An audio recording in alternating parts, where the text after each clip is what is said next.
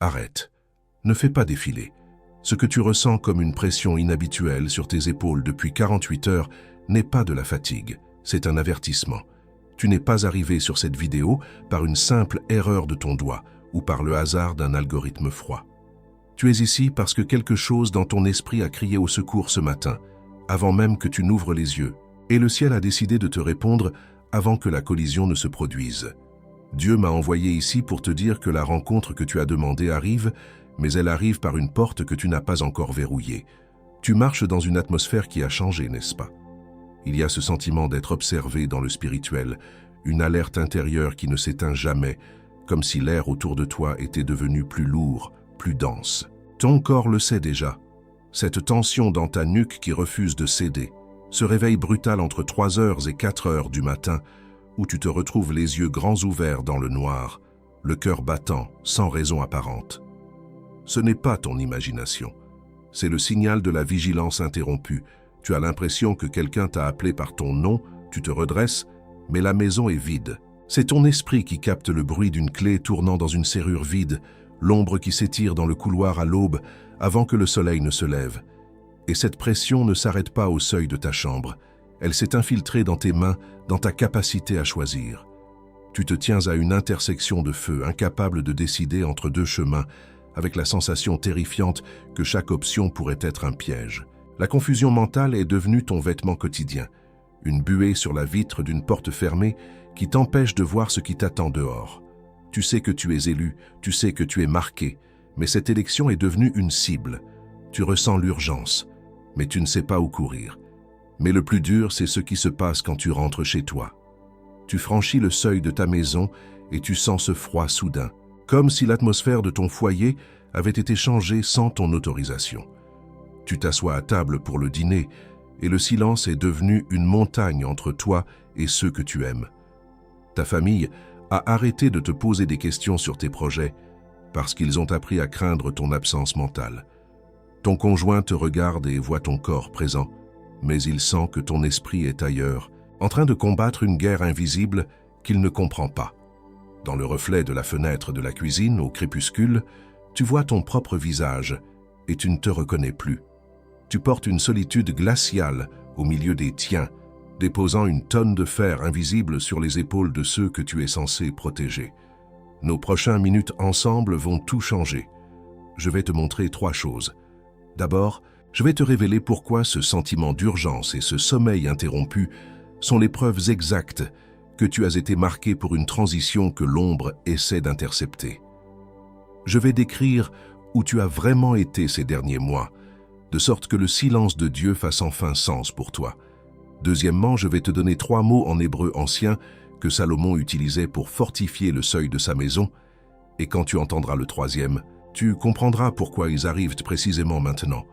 Enfin, je scellerai sur toi 3 noms d'identité qui verrouilleront ton autorité. Si tu pars avant la fin, tu resteras exposé au milieu de la collision, sans le sceau de protection nécessaire pour ce qui vient.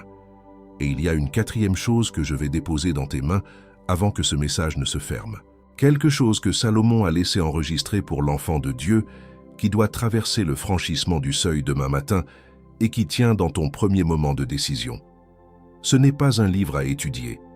C'est un instrument pour soutenir le poids de cette collision imprévue qui serre ton cœur en ce moment même. Ce poids de l'alerte spirituelle qui t'empêche de respirer normalement. J'y reviens dans un instant. Pour l'instant, reste. Vois-tu, ton parcours est comme une semence jetée en plein hiver. Tu as cru que la terre était morte, que le froid avait tout arrêté. Mais sous la surface, les racines ont commencé à chercher la profondeur nécessaire pour soutenir la récolte monumentale qui s'annonce. Le réveil de ton identité ne se fait pas dans la douceur, il se fait dans le craquement de l'écorce. Avant que je ne te livre cette parole de puissance, j'ai besoin que tu comprennes que le temps de ton ignorance est terminé. Si tu sens que ton cœur brûle en ce moment, si tu sais que ce que je dis touche la vérité que tu caches à tout le monde, fais un premier pas vers le ciel. Écris « présent » juste en bas, dans les commentaires. Ne le fais pas pour moi. Fais-le pour que le ciel enregistre que tu as entendu l'alerte, que tu es debout à ton poste de sentinelle, prêt à recevoir ce qui a été préparé pour toi. Et à ce sujet précisément, sur ce souffle court quand le téléphone sonne, sur cette buée sur la vitre de ton discernement, sur cette main qui tremble parfois sans raison en ouvrant la porte de ta propre maison. Il y a quelque chose que Salomon a laissé. Une clé de 2 minutes, un instrument de structure qui s'intègre parfaitement dans ton jour commun et que je te montrerai plus tard. Garde cela au fond de la tête, car c'est ce qui fera la différence entre être renversé par l'événement ou le dominer. Et si tu dois partir avant la fin de cette vidéo, si l'urgence de ta journée essaie de t'arracher à ce moment sacré, sache que cet instrument t'attend déjà dans le premier commentaire épinglé juste en dessous, mais je te demande de rester jusqu'au bout. Sans le contexte biblique et la révélation hébraïque qui vient maintenant, la clé n'aura pas la même force dans ta main. La structure sans la connaissance n'est qu'une armure vide. Reste car l'explication de ton réveil à 3 heures du matin commence maintenant. Avant que je ne libère la profondeur de ce que j'ai reçu pour toi, je dois te confronter à ta propre réalité, sans phare et sans détour.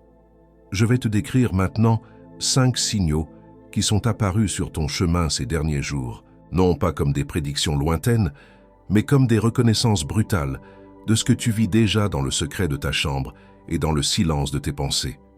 Ce ne sont pas des coïncidences, ce sont les empreintes de l'invisible sur ton quotidien, les marques d'une élection qui a commencé à attirer des regards que tu ne vois pas encore.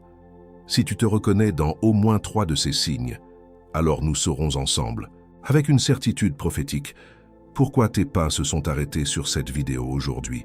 Écoute bien car le premier signal touche ton corps même. Le signal de la vigilance interrompue. C'est ce réveil brutal, sans aucune raison médicale ou logique, en plein milieu de la nuit, précisément au moment où le monde semble le plus silencieux. Tu ouvres les yeux d'un coup, avec la certitude absolue que quelqu'un vient de prononcer ton nom à ton oreille.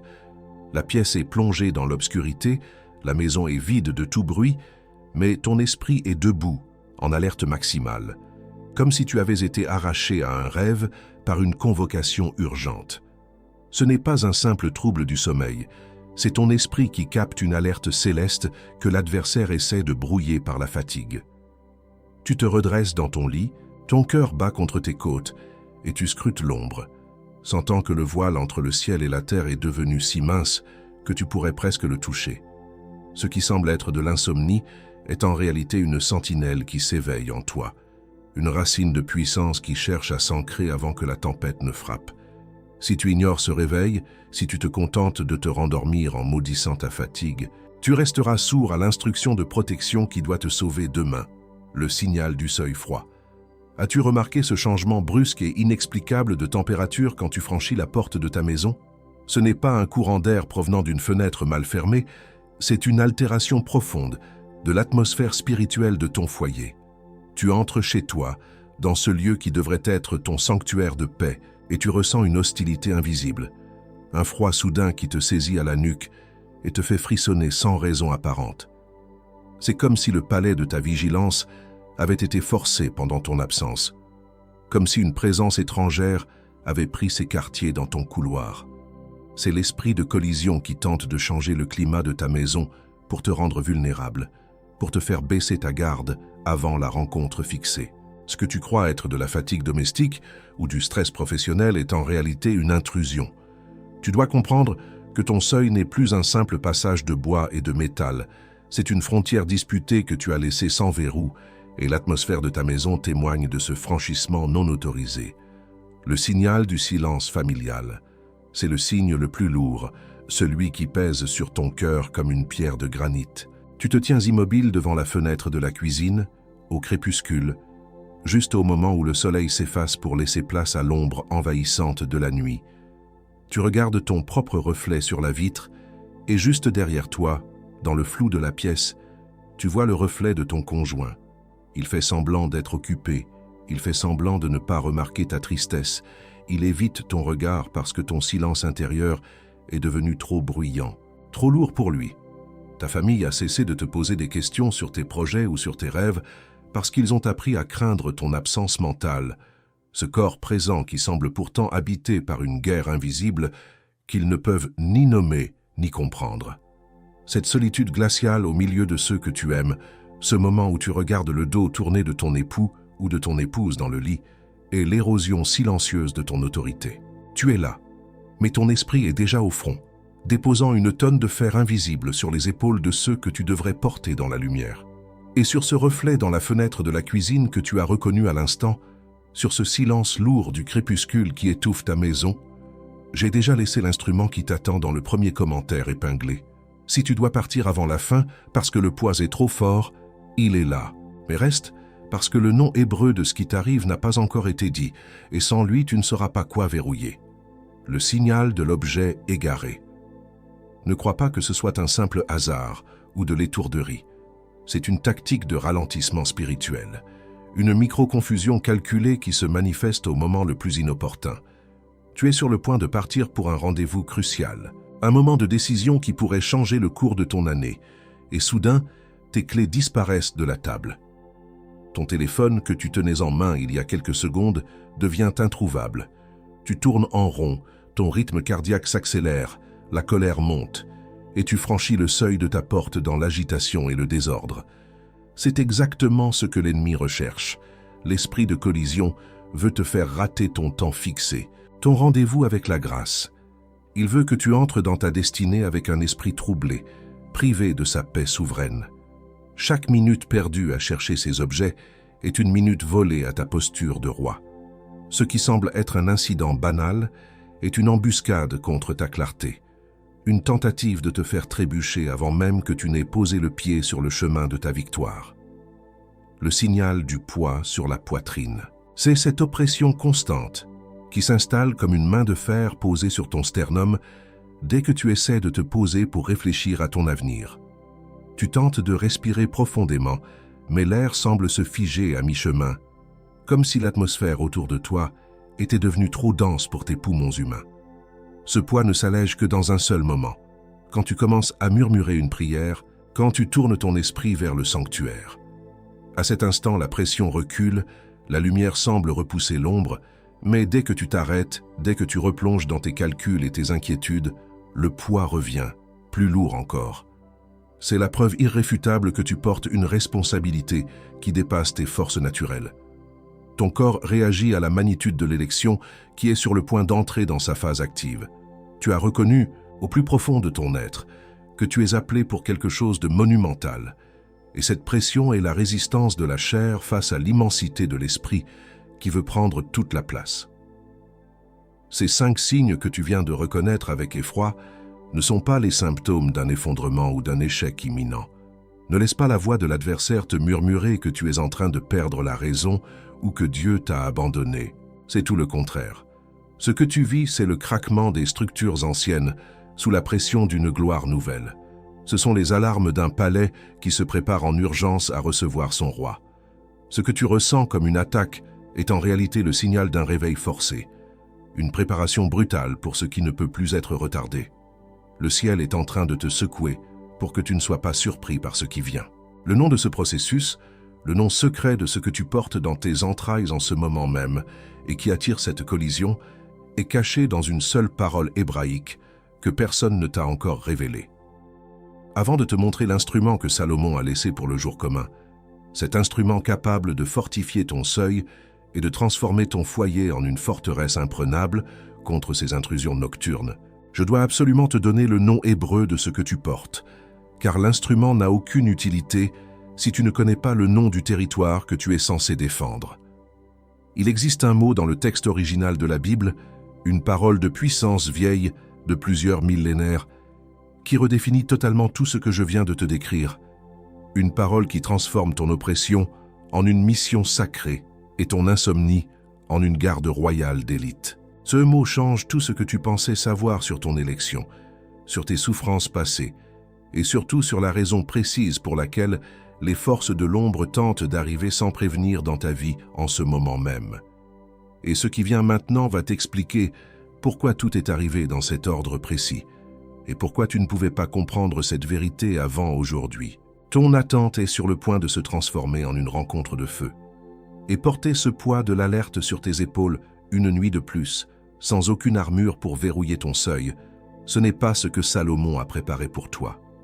Il a préparé autre chose, une structure capable de soutenir la collision avant qu'elle ne t'atteigne, et cette autre chose est ce que je vais te livrer maintenant. Ce n'est pas une théorie, c'est un instrument. Le code de la sagesse de Salomon est l'instrument que Salomon a laissé pour l'enfant de Dieu, qui doit traverser le jour commun sans perdre ce qu'il a reçu dans l'intimité. Quand tu ressens cette incapacité de voir le piège avant de poser le pied dessus, répétant le même cycle de perte à chaque fois que la porte s'ouvre, tu as besoin de ce code pour identifier la vulnérabilité du seuil face à une collision spirituelle imprévue. Quand tu arrives sur le seuil de ta maison et que tu sens que tu déposes une tonne de fer invisible sur les épaules de ceux que tu aimes, tu as besoin de cet instrument pour neutraliser la vulnérabilité avant de franchir la porte.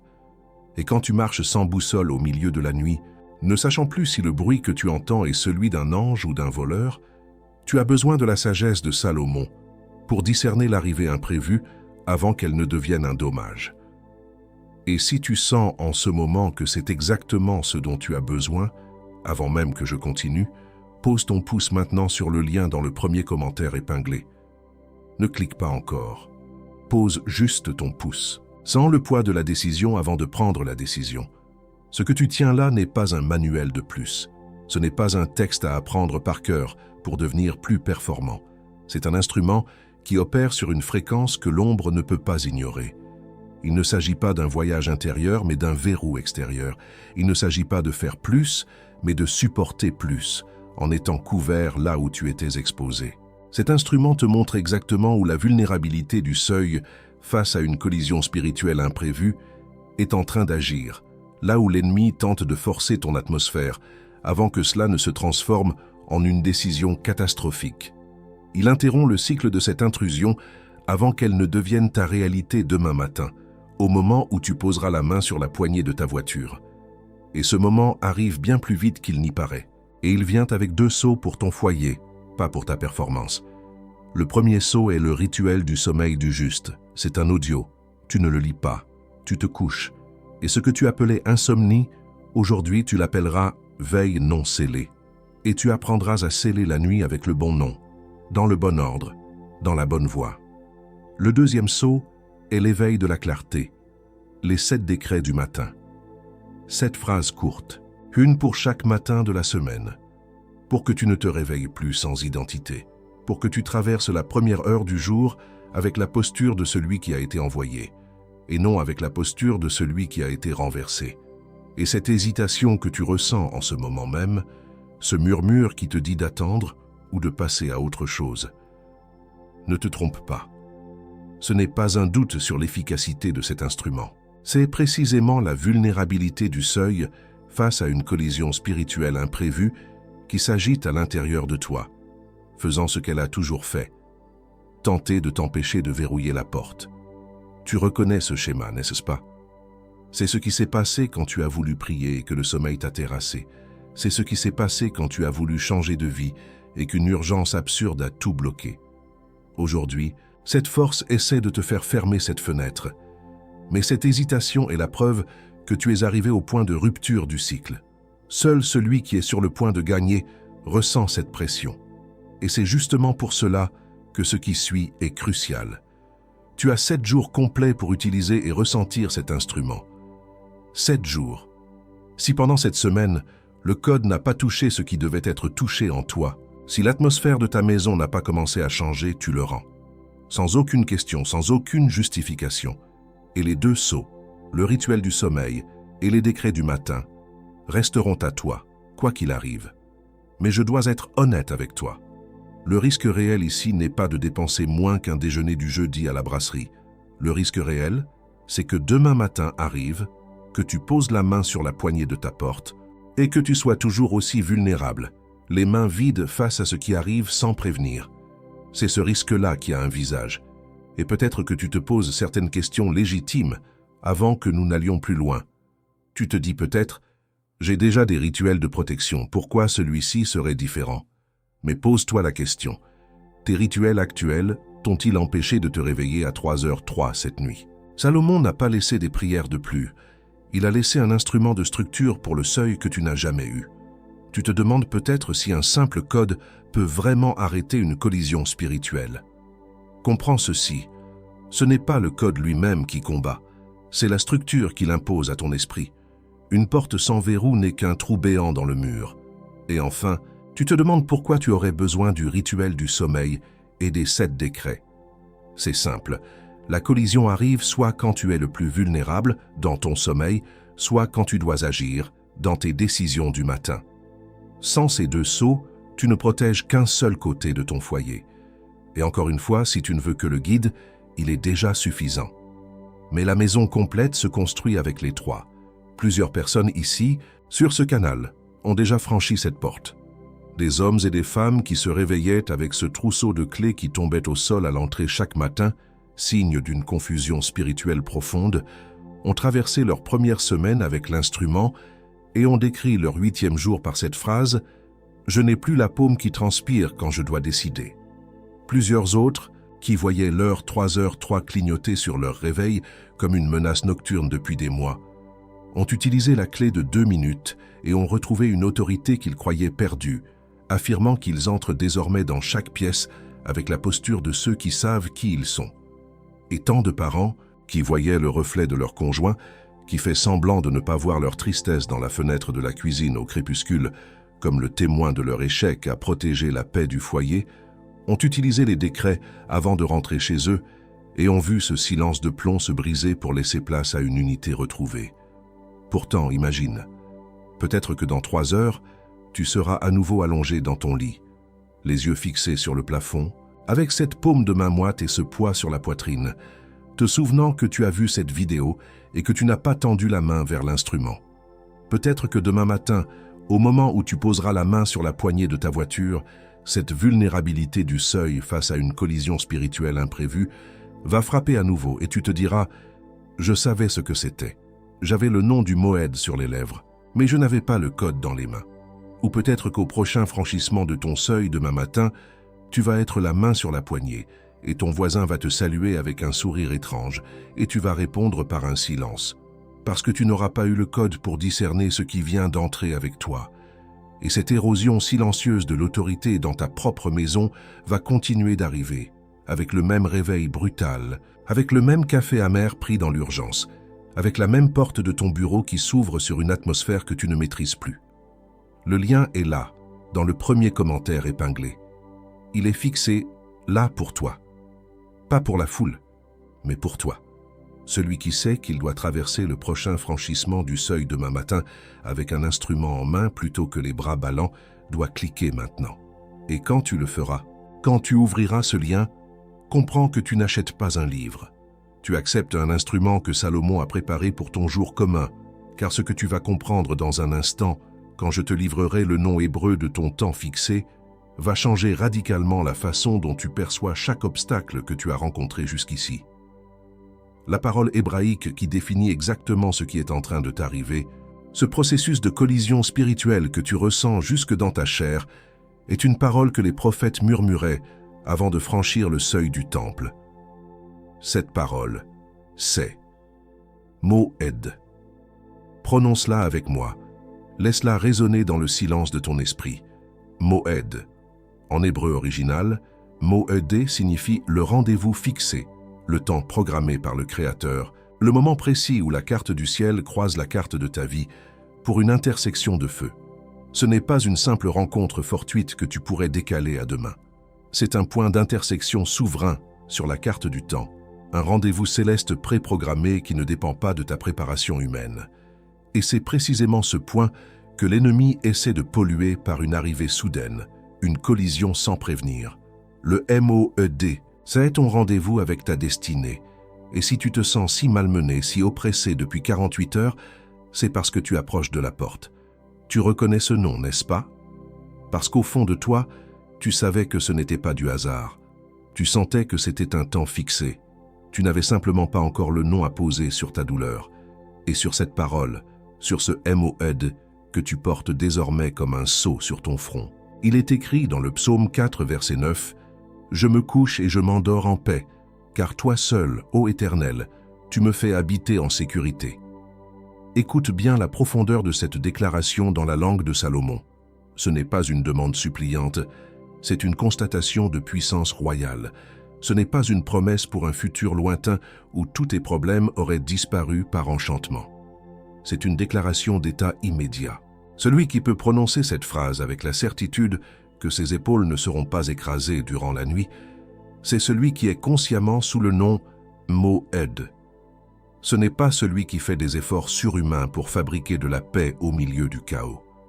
C'est celui qui est dans le temps fixé, protégé par le verrou que le ciel a lui-même forgé autour de son sommeil. Habiter en sécurité, ce n'est pas vivre dans un monde sans ennemis, c'est vivre avec un seuil que l'ombre ne peut plus franchir sans déclencher l'alarme de ta vigilance. Vois la vie de Salomon.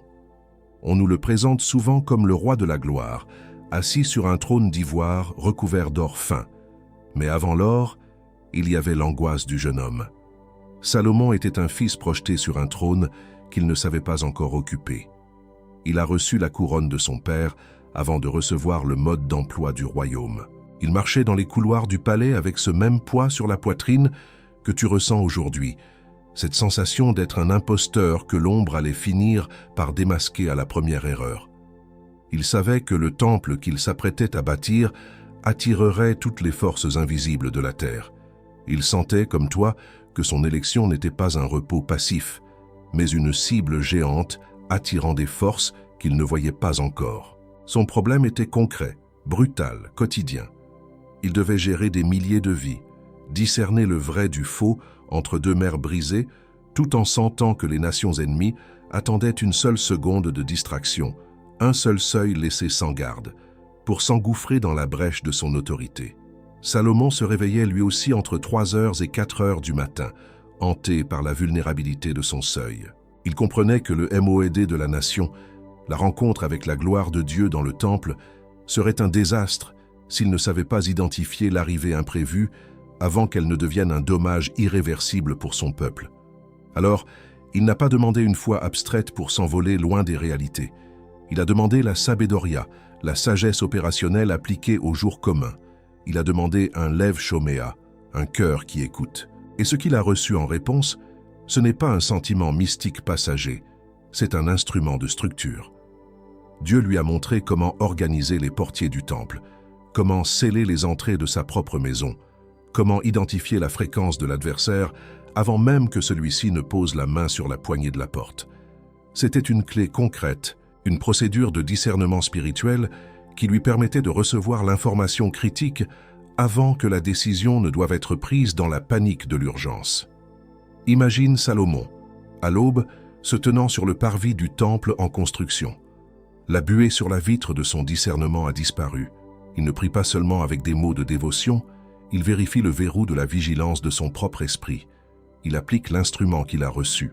Ce matin-là, quand les espions sont arrivés déguisés en marchands inoffensifs, Salomon ne les a pas vus seulement avec ses yeux humains, il les a détectés par la structure du code qu'il portait en lui. Sa posture n'était plus celle d'un jeune homme tremblant sous le poids de la couronne, mais celle d'une sentinelle du Moed qui avait déjà verrouillé le seuil spirituel avant même que le seuil physique ne soit approché par l'intrus. C'est à cet instant précis que le cycle de la confusion s'est brisé.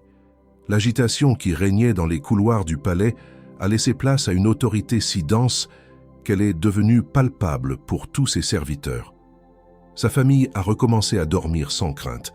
Ses conseillers ont retrouvé leur calme devant les crises, et les décisions difficiles, qui autrefois l'épuisaient jusqu'à la migraine, venaient désormais avec une clarté de cristal. Ce n'était pas un miracle tombé du ciel sans aucune action de sa part, c'était le résultat de l'application constante d'une sagesse appliquée, d'un instrument de structure pour protéger le rendez-vous divin.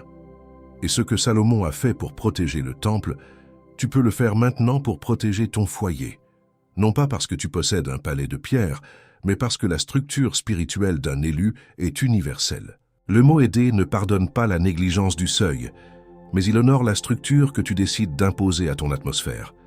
L'instrument que Salomon a laissé enregistrer pour protéger les enfants de Dieu dans leur jour commun est le même que celui qui t'attend en ce moment même dans le premier commentaire épinglé. Ce que Salomon a dû improviser dans l'angoisse de sa jeunesse, il l'a codifié pour que tu n'aies pas à traverser la même collision sans armure et sans guide. Tu te souviens de la semence dont je t'ai parlé au début de ce message, celle qui semblait morte dans le froid de l'hiver, enfouie sous une terre gelée qui ne répondait plus à tes prières. Ce Moed que tu viens de découvrir, c'est le nom de la saison qui est en train de changer autour de toi. Tu croyais être dans une fosse de rejet, tu étais en réalité dans une phase d'ancrage profond. L'instrument que Salomon a laissé est la structure nécessaire pour que cette semence ne gèle pas au moment précis où elle commence à craquer pour devenir un arbre de justice. C'est le verrou qui empêche l'hiver de tuer ce qui est né dans le secret de ton intimité avec Dieu. Maintenant que tu as le nom, que tu connais le MOED et que tu comprends la nécessité vitale de posséder ton instrument, je dois t'emmener beaucoup plus loin. Le diagnostic de tes symptômes ne suffit plus. La connaissance du nom n'est que le début du rétablissement de ton autorité. Je dois maintenant te livrer 3 choses capitales pour que tu ne sortes pas de cette rencontre sans une armure complète. Je vais te révéler le type exact de ton appelé, car tous les élus ne combattent pas la collision de la même manière. Je vais sceller sur toi 3 noms d'identité qui traverseront le reste de ton année avec toi. Et je vais te donner les armes précises pour ne pas perdre ce que tu viens de recevoir. Et ce que vient maintenant va t'expliquer pourquoi l'attaque a été si soudaine. Commençons par identifier qui tu es vraiment dans cette bataille, car ton type de appelé détermine la nature même de l'instrument que tu dois brandir. Et avant que je ne scelle ces 3 noms sur toi, j'ai besoin de savoir quel est le type d'appel que tu portes en ce moment.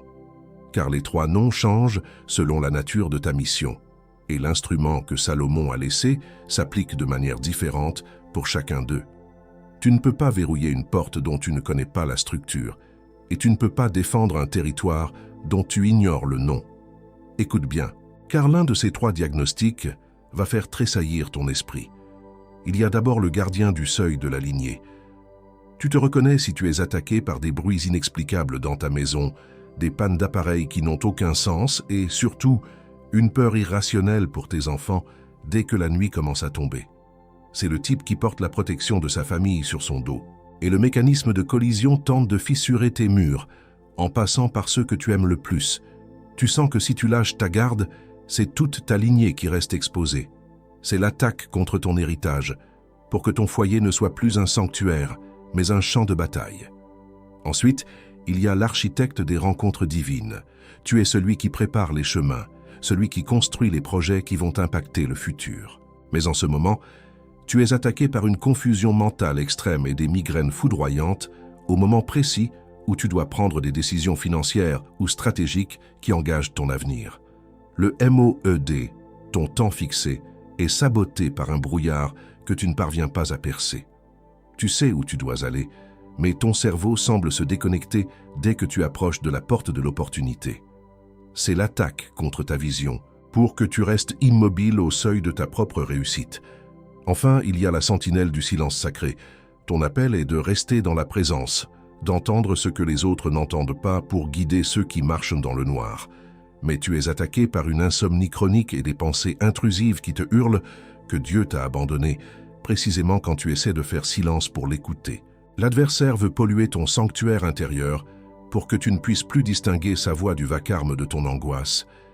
C'est l'attaque contre le secret, pour que tu sortes du MOED sans instruction et sans paix. Et sur ton type, le ciel a déjà scellé 3 noms de puissance. 3 noms qui vont te traverser jusqu'à la fin de cette année, donnant un contour d'acier à ton identité quand le cycle tentera de te dissoudre dans la fatigue et le doute. Ces noms ne sont pas des titres de gloire, ce sont des boussoles de guerre qui te rappellent qui tu es quand la nuit devient trop noire. Le premier nom est la sentinelle de l'aube. Tu es celui qui veille quand les autres dorment, celui qui discerne l'ombre avant qu'elle ne devienne une attaque concrète. Tu n'es pas éveillé à 3 heures du matin par une simple insomnie. Tu es en poste, appelé à surveiller les frontières de ton esprit. Ce nom te rappelle que ta vigilance est ton autorité, mais elle ne se soutient que si tu possèdes l'instrument que Salomon a laissé pour ne pas rester une cible immobile dans le noir. Sans structure, la sentinelle n'est qu'une victime qui voit le danger arriver sans pouvoir fermer la porte. Le deuxième nom est le porteur du verrou de Salomon. Ce nom déclare que tu as reçu le droit légal et spirituel de décider de ce qui entre et de ce qui sort de ta maison. Tu n'es plus une proie pour les atmosphères changeantes, tu es celui qui définit le climat de ton foyer. Ce nom n'opère que si tu comprends que l'autorité n'est pas un cri, c'est une structure. Tu es le porteur du verrou qui ne laisse plus aucune collision imprévue franchir ton seuil sans ton autorisation, car tu as appris à sceller ce qui était ouvert. Le troisième nom est l'émissaire du temps fixé. Tu n'es pas un voyageur sans but errant dans le temps.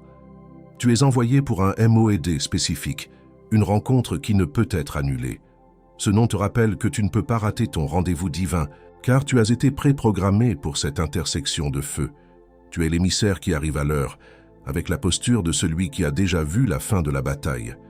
Ce nom te redonne ta place à la tête, mais il nécessite l'instrument quotidien pour que tes pieds ne trébuchent pas au moment crucial du franchissement.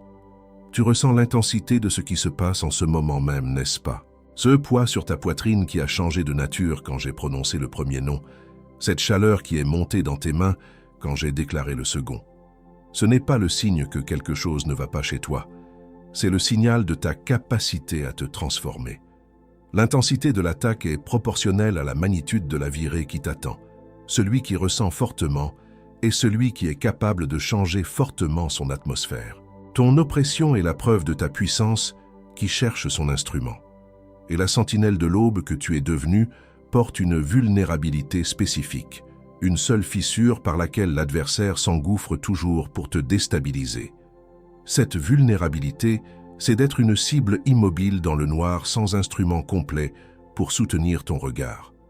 C'est dans ce silence nocturne, quand tu te sens seul face à l'immensité de ton appel, que le cycle tente de t'arracher ta paix. L'adversaire ne vient pas toujours avec de grandes armées, il vient avec des petits doutes au moment précis où tu poses la main sur la poignée de ta voiture demain matin, pour que tu sortes de chez toi déjà vaincu par l'inquiétude. Ce que Salomon a laissé pour couvrir cette fissure n'est pas une simple étude biblique. C'est le code de la sagesse de Salomon, c'est un instrument de structure qui inclut le rituel du sommeil appliqué et les décrets du matin. C'est ce qui te permet de traverser ce moment où tu poses la main sur cette poignée demain matin sans avoir à négocier avec ton angoisse, sans avoir à écouter cette voix qui te dit que tu es à découvert. Le code est là pour que ton identité de sentinelle ne soit plus une charge, mais une forteresse. Le lien du code de la sagesse de Salomon t'attend dans le premier commentaire épinglé, de la même manière qu'il t'attendait au début de ce message. Mais maintenant que le MOED et les trois noms habitent en toi, il ne peut plus être une simple lecture optionnelle. Il arrive dans ta main comme l'instrument de couverture dont ta sentinelle a besoin pour enfin cesser de subir la collision et commencer à régner sur son propre seuil. Ne retourne pas dans le noir sans avoir verrouillé ce que Salomon t'a montré.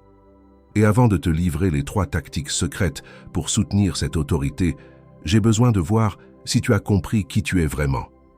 Si l'un de ces 3 noms t'a frappé plus fort que les autres, si ton esprit a tressailli en entendant ta vérité, écris le numéro ci-dessous, 1, 2 ou 3. Fais-le maintenant, car il y a plus 3 choses qui doivent être dites avant que je ne t'envoie au front. Mais avant de je t'envoyer, il y a 3 tactiques spécifiques que l'adversaire va utiliser contre les 3 noms que je viens de te livrer, et tu dois les identifier avant qu'elles ne franchissent ton seuil. L'esprit de collision sait que tu as reçu une identité, alors il va tenter de corrompre ta perception avant que le MOED ne se manifeste physiquement dans ta vie. Ce ne sont pas des attaques frontales, mais des érosions silencieuses destinées à te faire lâcher ton instrument avant que la porte ne s'ouvre.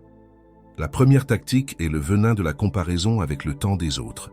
L'adversaire va te pousser à regarder le chronomètre de ceux qui t'entourent pour te faire croire que ton horloge divine est déréglée.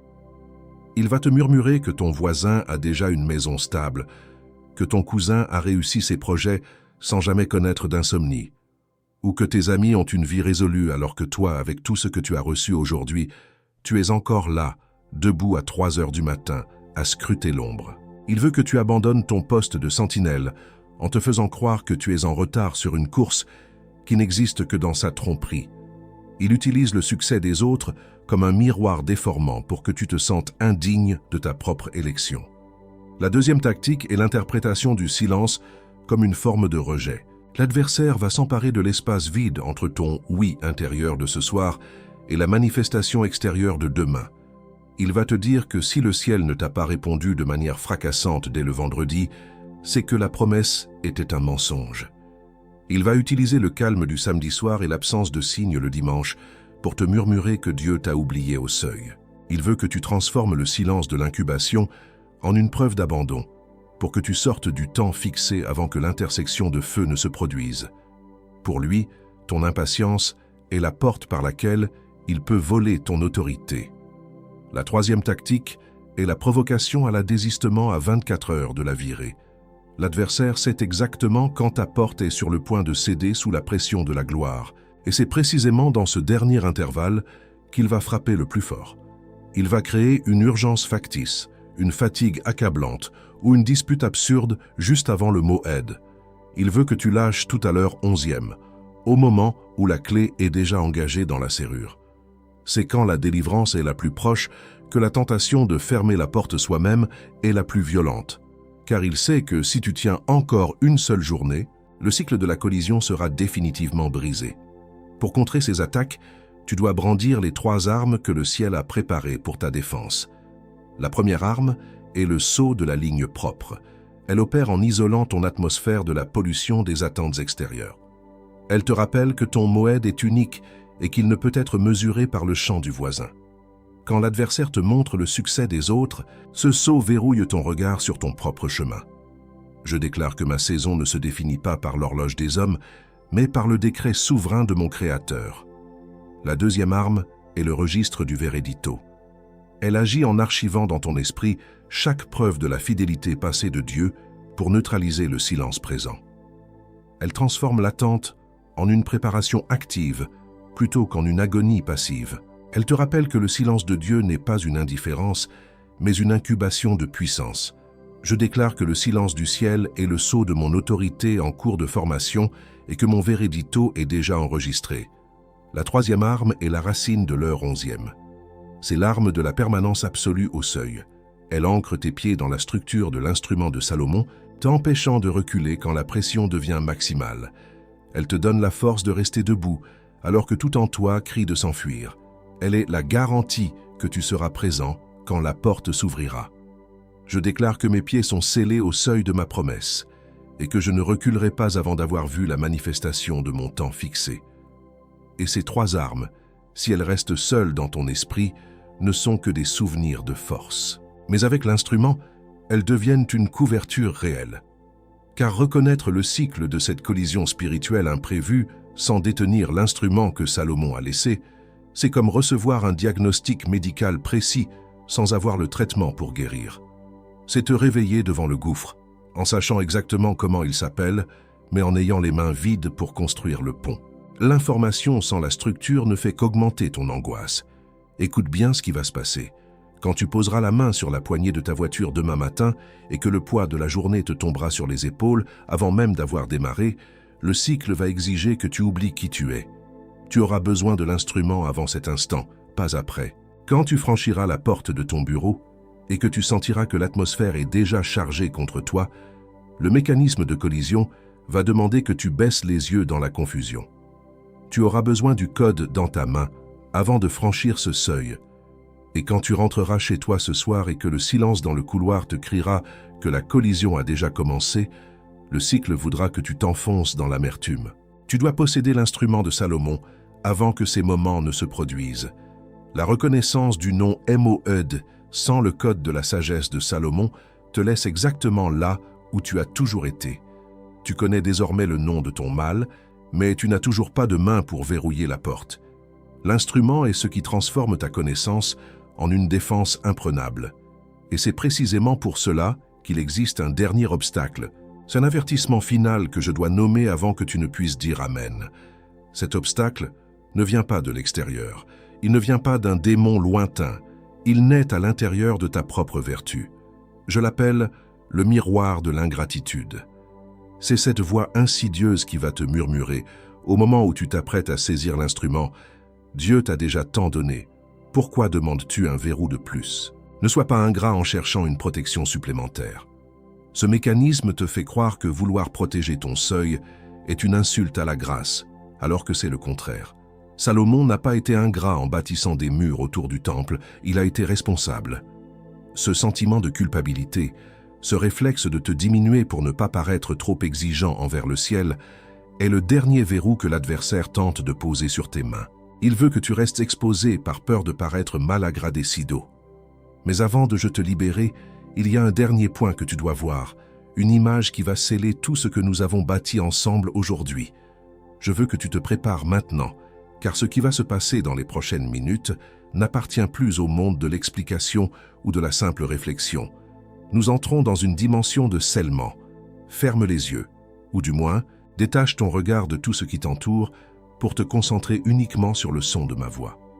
Pose ta main droite sur ton cœur, là où tu sens cette oppression, cette main de fer qui tente de te voler ton souffle depuis 48 heures. Respire profondément. Laisse l'air sortir lentement, comme si tu ouvrais une soupape de sécurité sur une chaudière prête à exploser. Ce que nous faisons maintenant n'est plus une leçon de sagesse biblique. C'est une opération de chirurgie spirituelle. C'est ta prière de libération. Seigneur, je t'abandonne aujourd'hui, avec une honnêteté brutale, cette fatigue immense qui s'est accumulée dans mes os et dans ma lignée depuis tant de mois de combats invisibles. Je te livre ce poids de fer que j'ai porté seul sur mes propres épaules, quand personne ne regardait, quand les lumières de la maison s'éteignaient et que le silence devenait mon pire ennemi. Je t'abandonne cette insomnie chronique que j'ai fini par appeler normale, et ce sentiment d'alerte permanente que j'ai confondu avec ma propre personnalité. Je t'apporte ce sentiment d'être un imposteur, cette peur que tout s'écroule si je lâche ma vigilance une seule seconde. Je te livre ces migraines qui me frappent quand je dois décider, ce brouillard qui s'installe dans mon cerveau dès que j'approche de ma destinée. Je dépose cette solitude glaciale que je ressens dans ma propre cuisine, en regardant le reflet de ceux que j'aime sans pouvoir les rejoindre. Je te livre tout cela maintenant, au nom souverain de Jésus, car je ne peux plus franchir un seul seuil par mes propres forces. Je déclare devant le ciel et devant chaque puissance qui m'écoute que je ne retournerai pas en arrière. Je ne reculerai pas. Je ne céderai pas à la tentation de fermer la porte de mon espérance 24 heures avant que le miracle ne franchisse mon seuil. Je confesse que la pression que j'ai ressentie ces derniers jours n'était pas le signal de ma défaite, mais le tambour de ta victoire qui s'approchait de ma demeure. Je refuse de laisser l'esprit de collision spirituelle imprévue voler mon MOED, mon temps fixé. Je reste debout à mon poste de sentinelle, les pieds ancrés dans la structure de l'autorité que Salomon a laissée pour moi. La collision n'est pas ma fin, elle est le signe de ma proximité avec l'intersection de feu. Je déclare que mon atmosphère change maintenant, car je refuse de rester exposé un jour de plus, et je reçois maintenant avec une humilité royale les 3 noms qui ont été gravés sur ma destinée pour cette saison de transition. Je reçois mon identité de sentinelle de l'aube, pour veiller sur les frontières de mon esprit et ne plus être surpris par l'ombre. Je reçois mon autorité de porteur du verrou de Salomon, pour décider souverainement, par le code de la sagesse, de ce qui a le droit d'entrer et de sortir de ma maison. Je reçois ma mission d'émissaire du temps fixé, pour ne pas manquer le rendez-vous que tu as programmé sur ma carte temporelle. Je ne prends pas ces noms pour paraître grand aux yeux des hommes, mais pour me souvenir de qui je suis quand la nuit devient trop noire. Je reçois ces noms pour qu'ils habitent ma posture demain matin, pour que ma main sur la poignée de la porte ne tremble plus, et pour que mon cœur sache qu'il est couvert par l'instrument du roi. Écoute-moi bien avant que le silence ne se rompe, car je dois te dire une vérité que l'adversaire a tout fait pour étouffer sous tes inquiétudes. L'intensité de ce que tu as traversé ces derniers mois n'est pas la preuve que quelque chose est cassé en toi ou que Dieu t'a abandonné à ton propre sort. C'est la preuve exacte, brutale et magnifique que tu es précisément là où tu as toujours su que tu serais. Au cœur d'un appel si monumental que le cycle de ce monde a dû mobiliser toutes ses ressources pour tenter de te faire taire avant que tu ne franchisses la porte. Tu n'as pas été attaqué par un simple hasard de la vie. Tu as été frappé précisément là où ton identité de roi s'apprête à se manifester avec la plus grande puissance dans les prochains jours. Plus l'attaque a été lourde, plus tu es dangereux pour le cycle qui tentait de te maintenir dans l'ombre. La pression que tu as ressentie n'était pas un signe de fragilité. C'était le signal de ta proximité immédiate avec la virée. Tu es si proche du tournant que l'air a commencé à brûler autour de toi. Et ce tournant, il a une voix qui te connaît par ton nom. Si cela te touche maintenant, si tu sens que ton esprit répond à cette vérité qui brise tes chaînes, écris ci-dessous dans le silence de ce moment sacré. Je reçois le tournant. Je t'ai vu. Avant même que tu ne sois formé dans le secret de tes doutes, je t'ai vu. Je t'ai vu ce jeudi midi, assis à cette table de brasserie entouré de gens qui riaient sans savoir que tu étais en train d'étouffer sous le poids d'une décision que personne ne pouvait prendre à ta place. J'ai vu ta main serrer ce verre d'eau. J'ai vu ton regard se perdre dans le vide, cherchant une porte de sortie que le monde ne pouvait pas t'offrir. Je t'ai vu aussi ce vendredi soir, quand tu es rentré chez toi et que tu as dû faire semblant d'être là, alors que ton esprit était déjà au combat. J'ai vu chaque fois que tu as fixé ce réveil à 3h03 du matin, le cœur battant, te demandant si le jour se lèverait un jour sur ta paix.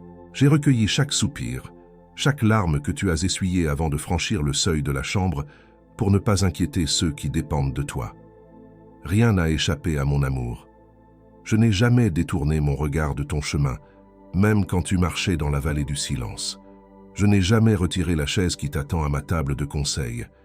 Je savais exactement quel poids tu portais sur ce seuil, et j'ai compté chaque minute où tu es resté debout malgré l'épuisement. Le chemin de solitude et de collision que tu as parcouru s'arrête ici, à l'entrée de ce mot ED que j'ai préparé pour toi. Tu es profondément, inconditionnellement aimé. Ta vulnérabilité n'a jamais été un défaut de fabrication, elle était le berceau où je forgeais ton instrument de souveraineté. Tu n'as jamais été seul dans la collision, car j'étais le verrou que l'ennemi ne pouvait pas briser. Ce que tu appelais abandon, je l'appelais formation de ton caractère royal, ce que tu appelais retard dans tes projets, quand chaque porte semblait se verrouiller devant toi, je l'appelais affinage de ton discernement spirituel. Ce que tu appelais défaite amère face à tes erreurs répétées, je l'appelais préparation pour la structure que tu es capable de porter maintenant. Tu cherchais une sortie pour fuir la pression, je préparais une entrée pour que tu puisses régner. Tu cherchais un simple repos, je préparais un trône de sagesse. Tout ce que l'ennemi a utilisé pour tenter de te briser est devenu le métal précieux avec lequel je forge aujourd'hui ton autorité sur ton propre seuil. Ton nom est gravé dans la paume de mes mains, non pas comme un simple registre, mais comme une mémoire vivante que je porte en chaque battement de mon attention. Et ce que je vais placer dans tes mains maintenant, ce code et ces sceaux que Salomon a laissés pour toi, je les avais mis de côté bien avant que tu ne connaisses le nom de ta douleur. Va en avant. La chaise est vide, elle n'attend que toi. Mon orgueil de père n'a jamais été retenu à ton égard. Il attendait simplement le moment où tu pourrais enfin le recevoir, sans discuter ton mérite, sans douter de ta place légitime à mon côté. Le temps de la culpabilité est terminé. Et pourtant, il y a encore une voix qui murmure à l'intérieur de toi, n'est-ce pas? Une voix insidieuse qui te dit « Ce n'est pas pour moi. C'est pour ceux qui ont une foi plus grande, pour ceux qui n'ont jamais trébuché, pour ceux qui sont plus dignes de la lumière. Écoute-moi bien, car c'est ici que le dernier lien de l'adversaire se brise. Je te donne aujourd'hui la permission. Tu as la permission royale de recevoir ce que tu n'as pas conquis par tes propres mérites. Tu as la permission d'être aimé et protégé sans avoir à exécuter un plan sans faute. Tu as la permission de laisser la grâce couvrir tes cicatrices. Tu as la permission d'occuper ta place à la table de Salomon sans avoir à justifier pourquoi tu es digne de tenir cet instrument.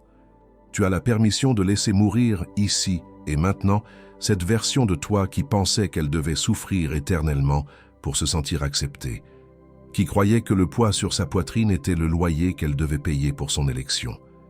Salomon n'a pas laissé ce code pour ceux qui sont déjà parfaits. Il l'a laissé pour ceux qui sont fatigués, pour ceux qui ont les mains qui tremblent en ouvrant la porte de leur propre maison. Et c'est toi, maintenant. Tu as le droit d'être enfin couvert. Tu as le droit de verrouiller ton seuil. Laisse cette vérité couler dans tes racines comme une huile de onction. Sens la force revenir dans tes bras, la clarté revenir dans ton regard. Tu es engagé, tu es commissionné, tu es envoyé, tu es engagé, tu es commissionné, tu es envoyé, tu es engagé, tu es commissionné, tu es envoyé. Avant de te libérer, je veux que tu chemines avec moi jusqu'à une salle que tu n'as pas encore vue avec tes yeux physiques. Ne force rien. Respire simplement et laisse l'image arriver d'elle-même, car elle ne vient pas de ton imagination, mais de ta mémoire la plus ancienne. Il y a une salle, vaste et silencieuse, baignée d'une lumière dorée qui semble sourdre des murs eux-mêmes. C'est une lumière sans source unique, comme celle que l'on trouve dans les rêves les plus clairs, là où l'ombre n'a pas de prise. Au centre de cette salle, il y a une table immense, faite d'un bois sombre et poli qui semble contenir l'histoire du monde. Autour de cette table, il y a des personnes assises. Tu ne peux pas encore distinguer tous leurs visages, Mais tu ressens une chaleur immédiate, une reconnaissance profonde. Certaines sont des êtres que tu as aimés et qui sont partis, d'autres sont des visages que tu n'as pas encore rencontrés dans cette vie, mais que ton âme salue comme des frères. Ils ne sont pas des étrangers pour toi. Ils sont ta famille royale, celle qui a veillé sur ton Moed depuis le commencement. Et il y a une chaise, juste là, près de la tête de la table. Elle est vide. Elle a ta forme exacte, comme si elle avait été sculptée pour attendre ton retour. Le bois semble se souvenir de ton poids. L'étoffe de l'assise appelle ton repos. Personne n'a été autorisé à s'y asseoir, car elle t'est réservée depuis avant ta première respiration. C'est ta place, ton autorité, ton droit de siéger au conseil de ta propre destinée. Salomon est là, à la tête de la table. Il ne te regarde pas avec le jugement d'un roi sévère, mais avec le sourire d'un père qui voit enfin son héritier franchir le seuil. Il t'attendait. Tout ce que nous avons bâti aujourd'hui n'était qu'un chemin pour te ramener à cette salle, à cette chaise qui n'a jamais cessé d'être la tienne. Tu n'es pas en train de créer cette scène, tu es en train de t'en souvenir. C'est ici que ton identité de sentinelle de l'aube prend tout son sens. Ne dis pas encore « Amen ». Reste dans ceci un moment. Sente dans ton corps la solidité de cette chaise, la chaleur de cette lumière. Sens le poids de ce qui vient d'arriver, la magnitude du scellement qui s'est opéré sur ton front pendant que la voix du Père te parlait. Ne te presse pas de sortir de ce silence. C'est dans cette pause que la collision s'arrête et que l'autorité s'installe. Reste encore quelques secondes dans cette respiration, dans ce face-à-face, avec ta propre grandeur retrouvée. Maintenant, tu peux dire Amen. Je veux que tu entendes une chose avant de fermer cette vidéo, parce qu'il y a une phrase que l'adversaire va te chuchoter à l'oreille dans les 3 prochaines heures. Cette chaise que le Père vient de te montrer, cette place à la table que tu as sentie si réelle, il va tenter de la transformer en un simple mirage dès que tu reprendras ton téléphone. Je vais nommer cette phrase maintenant, pour que tu ne tombes pas dedans, car ce qui a été scellé ici va être testé dès ton prochain départ demain matin. Et souviens-toi de la permission que tu as reçue il y a quelques minutes. Tu as la permission royale pour tout ceci. Tu n'as pas besoin d'attendre d'être parfaitement prêt ou d'avoir résolu tous tes doutes pour occuper ta chaise. Salomon n'a pas préparé cet instrument pour ceux qui sont déjà arrivés au sommet de la montagne sans une égratignure. Il l'a préparé pour celui qui est encore dans la vallée, pour celui qui a les mains qui tremblent mais qui refuse de lâcher le seuil. Tu es ici, et cela suffit pour que l'instrument soit à toi. Le code de la sagesse de Salomon est là. Il t'attend dans le premier commentaire épinglé, juste en dessous de cette vidéo. Il contient le rituel du sommeil du juste et les 7 décrets du matin, la structure exacte dont tu as besoin pour que ton identité d'émissaire du temps fixé ne se dégrade pas au contact de ton jour commun. Tu peux y accéder pour moins que le prix d'un café avec une viennoiserie. C'est une décision infime pour une protection monumentale, car l'adversaire compte précisément sur le fait que tu franchiras le seuil de ton bureau demain matin sans cette couverture, exposé une fois de plus à l'érosion de ton autorité. Ce n'est pas une dépense, c'est un instrument de guerre pour un temps de paix. Salomon l'a laissé enregistrer pour que tu puisses traverser ce qui vient avec une main ferme et non avec les mains vides. Tu as 7 jours pour l'utiliser, pour le laisser infuser ton atmosphère et verrouiller tes nuits. Le risque est entièrement de mon côté, car si tu ne ressens pas la structure s'installer, tu le rends. Mais la main qui tient le verrou, c'est la tienne. C'est toi qui décides si la collision de demain matin te trouvera debout ou à découvert. C'est maintenant que tu dois cliquer, pendant que le décret est encore brûlant dans ton cœur. Ne remets pas à plus tard. N'attends pas d'avoir pris ta douche ou d'avoir parlé à quelqu'un de ton entourage, car la première personne que tu croiseras aura une opinion très raisonnable qui te coûtera ton instrument. Celui qui remet à plus tard laisse la porte ouverte aux voleurs, et l'adversaire le sait parfaitement. La phrase qu'il va te dire est celle-ci. « Ils ne sont pas encore là, tu as le temps. » Il va te murmurer cela précisément demain matin, au moment où tu poseras la main sur la poignée de ta voiture, parce que c'est le moment exact où la vulnérabilité du seuil, face à une collision spirituelle imprévue, a besoin de te tirer en arrière. Il ne te dira pas de ne pas le faire, il te dira de le faire plus tard parce qu'il sait que plus tard est l'endroit où tu as toujours perdu tes batailles. Le cycle essaie de récupérer ce qu'il a perdu aujourd'hui au tribunal du ciel avant que tu ne puisses utiliser ce que tu as reçu. Clique maintenant, avant que demain n'arrive. Aujourd'hui, tout de suite, avant ton prochain départ. Salomon va soutenir ce mouvement avec toi. Et maintenant, le dernier mot de cette vidéo. Dans la prochaine parole que je vais apporter sur cette chaîne, je vais te parler d'un mystère que nous n'avons fait qu'effleurer aujourd'hui. Le secret de la provision qui se cache derrière le verrou. Qui a compris le message d'aujourd'hui doit absolument entendre ce qui suit, car le Moed n'apporte pas seulement la protection, il apporte la substance. Reste vigilant, car ce qui vient n'est pas une simple suite, c'est l'approfondissement de ta royauté. Et quand cela arrivera, et cela arrivera très bientôt, tu te souviendras de ce moment précis comme du point de bascule. Mais avant de te laisser partir vers ton nouveau seuil, je veux que tu penses à une personne, une seule. Son nom vient de traverser ton esprit à l'instant où j'ai parlé. C'est quelqu'un qui, comme toi, marche dans un silence pesant depuis trop longtemps. Quelqu'un qui rentre chez lui le soir avec ce poids sur la poitrine que personne ne remarque. Quelqu'un dont l'onction attire des attaques qu'il n'arrive plus à nommer. Cette personne est à bout de souffle, elle aussi attend son rendez-vous fixé sans le savoir. Envoie-lui cette vidéo. Ne lui explique rien, dis-lui simplement de l'écouter jusqu'au bout. Elle attend que ce nom de MOED arrive jusqu'à elle. Et quand elle ouvrira ce message, elle trouvera le même scellement que toi, y compris le code de Salomon que tu as saisi. Ce sera peut-être le geste qui brisera son cycle de collision pour toujours. Le lien du code continue de l'attendre dans le premier commentaire, de la même manière qu'il t'a attendu, prêt à couvrir un autre foyer.